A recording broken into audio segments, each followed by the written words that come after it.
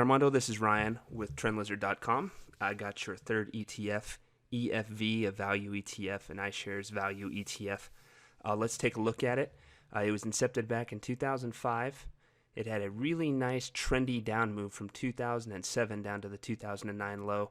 From there, it recovered back up to test that high, and since then has pulled back. So that's kind of the overall view of what's going on here. I'm not a huge fan of this guy, to be honest with you. The only trendy move that we've really ever seen on this guy was this decline right here. This recovery off the 2009 low into the 2014 high. Looks like it could be one big counter trend move. It looks like one big ABC counter trend move.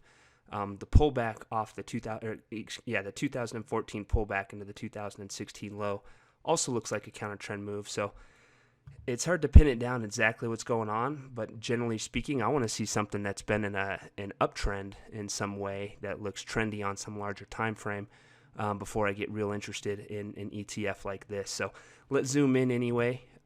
Here's a look at the decline off the 2014 high.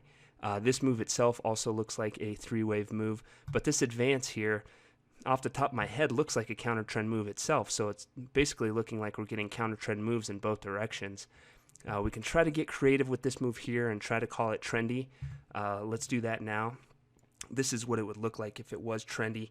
There's so many problems here. We have to make a ton of concessions just to call it a trendy move, and I'm not a huge fan of doing that.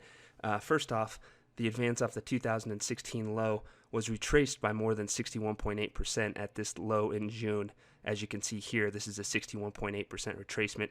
It continued below that. So from there, it recovered and it's gone up from there. And there are some trendy looking moves internally, but overall, it's a real labored move. I'm just not a huge fan of it.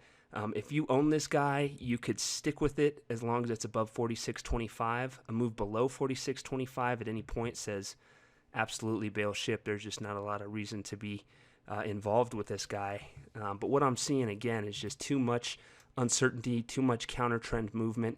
Again, the only trendy move we've seen has been to the downside. So personally, I just wouldn't be involved with this guy. It needs a lot of work before it gives us anything that looks like a good buying opportunity. So I hope that's helpful, Armando. Have a wonderful day. We'll talk to you soon.